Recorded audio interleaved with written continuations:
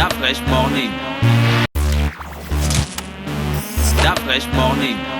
Vous êtes sur les 104.5 Urban FM, la station urbaine, et vous écoutez le Da Fresh Morning. On est avec Jean-Paul. Jean-Paul, bonjour. Bonjour. Comment tu vas ce matin? Ça va super bien. Alors, on repart dans combien de temps dans le passé? 102 ans en arrière. 102 ans. Oui, un siècle. 102 ans. Exactement le 16 janvier 1917. Alors, on est en pleine Première Guerre mondiale.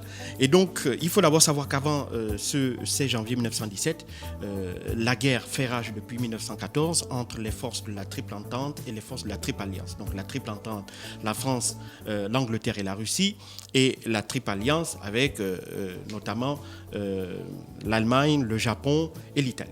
Et donc, ces deux grands groupes-là se font la guerre, et ça, évidemment, sans qu'il n'y ait aucun basculement en termes de pouvoir, de rapport de force, ni dans un camp, ni dans l'autre. Et donc, évidemment, la Triple Entente a un allié qui est important, qui est stratégique, qui est les États-Unis.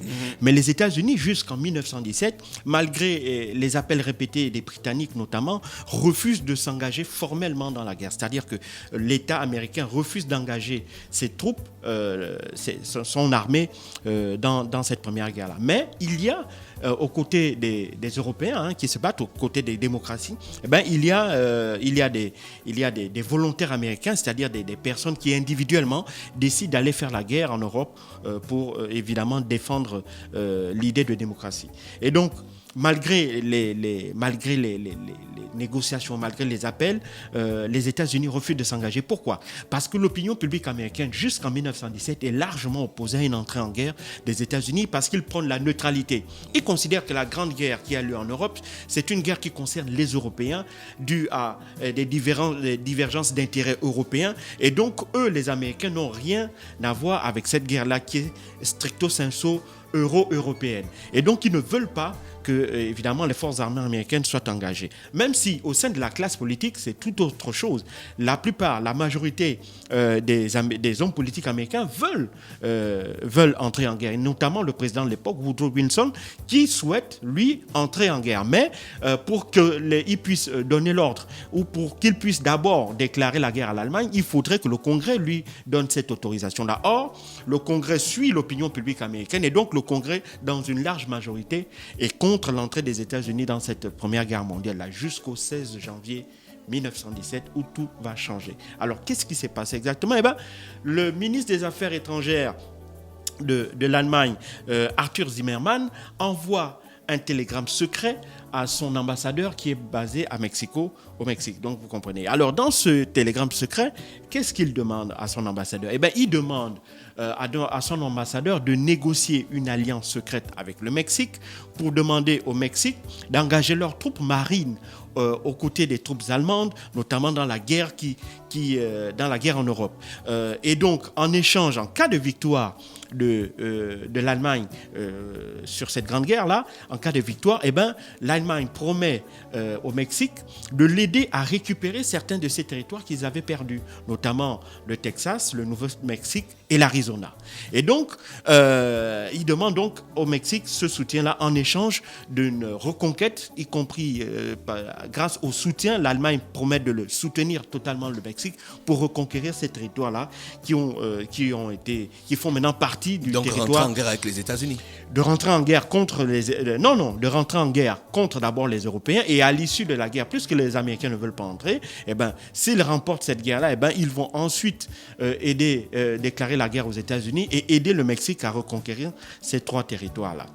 Malheureusement, pour Arthur Zimmermann, ce télégramme secret-là est intercepté par les Britanniques. Et donc, les Britanniques savent que là, ils tiennent véritablement le bon bout pour pousser les Américains à entrer dans cette guerre-là. Et donc, le Premier ministre britannique, Lord Woodrow, va immédiatement envoyer ce télégramme-là aux Américains, au président Wilson. Et donc, le président Wilson, lui, lorsqu'il va voir cela, qu'est-ce qu'il va faire? Il va transmettre ce télégramme-là à la presse. Pourquoi? Parce qu'il veut changer le rapport de force au niveau de la presse. Il veut que la presse bascule vers l'entrée en guerre. Et donc, au lieu de le transmettre au Congrès, il transmet aux journalistes. Et donc, dès l'instant où il reçoit dès l'instant où les journalistes reçoivent ce télégramme-là, eh ben, qu'est-ce qu'ils font? Ils la mettent en une de leurs journaux. Donc tous les journaux de la presse américaine font la une de ce télégramme secret-là et de son contenu. Et donc là, rapidement, l'opinion publique change d'avis et donc comprend que rester neutre représente une menace, puisque si on n'aide pas la triple entente, donc la France, la Russie et l'Angleterre à battre les Allemands, eh ben, ils risquent eux de perdre une partie de leur territoire et donc ils risquent d'assister, il y a un risque de démantèlement des États-Unis d'Amérique. Et donc ça, l'opinion publique est totalement opposée et horrifiée par une telle perspective. Et donc ils décident immédiatement de commencer à basculer au niveau de l'entrée en guerre. Les Américains maintenant sont pour une entrée en guerre des États-Unis. Et donc le 2 avril 1917, il convoque le Congrès, donc le Sénat et la Chambre des représentants, et leur demande qu'ils lui donnent l'autorisation d'entrer en guerre. Et donc immédiatement, le Congrès vote et à une très large majorité, eh ben, les députés sénateurs donnent la possibilité au président Wilson de déclarer la guerre à l'Allemagne et de pouvoir faire entrer les troupes américaines dans le conflit. Et le 6 avril 1917, le président Wilson va officiellement déclarer la guerre à l'Allemagne et par la suite, on sait ce qui s'est passé. À partir du mois de mai, on va voir les premières troupes américaines arriver sur le sol européen, même si le matériel américain était déjà présent sur le sol européen, plus que depuis de nombreux mois, voire même des années. À partir de 1915-1916, les Américains déjà fournissaient les armes aux Européens. Mais là, évidemment, le renfort va être plus que conséquent, puisque en plus des armes, il va y avoir des troupes au sol et des moyens aériens conséquents, ainsi que la marine, qui vont être déployés et venir en soutien aux forces de l'entente. Et on connaît par la suite ce qui s'est passé. Eh ben, ce sont les démocraties qui ont remporté cette Première Guerre mondiale-là, avec pour conséquence, pour l'Empire allemand, ce qu'on appelait la Prusse à l'époque, eh ben, on aura l'abdication de l'empereur Guillaume Ier et la chute de la monarchie allemande et l'instauration d'une république. Voilà comment un simple petit câble va changer totalement le destin, aussi bien de l'Allemagne que de l'Europe au cours de cette Première Guerre mondiale-là. Est-ce que ce n'était pas une manipulation de l'Angleterre? Est-ce que c'était vrai qu'il y a eu un câble? Oui, c'était vrai qu'il y a eu un câble, c'est un vrai câble. Et donc, écoutez, l'Angleterre a vu ça comme étant une opportunité. Et lorsque l'on est en guerre, évidemment, les opportunités, il faut savoir, en guerre comme en toute chose dans la vie, lorsque vous avez une opportunité, il faut savoir la saisir.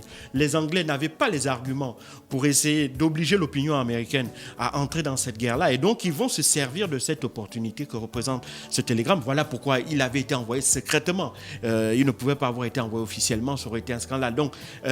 Donc, le renseignement, et puis là aussi, ça montre l'importance, lorsqu'on est en guerre, du pouvoir du renseignement. Le renseignement est indispensable lorsque l'on veut mener la guerre, parce que c'est l'information qui permet parfois de changer le cours d'un destin, et en l'occurrence, c'est ce qui s'est passé au cours de la Première Guerre mondiale avec ce télégramme d'Arthur Zimmermann. Merci Jean-Paul qui est avec nous ce matin sur les 104.5 Urban FM, la station urbaine dans le Da Fresh Morning, le réveil matinal au plus haut de la capitale sur la radio, la plus haute de la capitale. Restez connectés sur les 104.5 Urban FM, la station urbaine. On va se retrouver dans quelques minutes. Da Fresh Morning.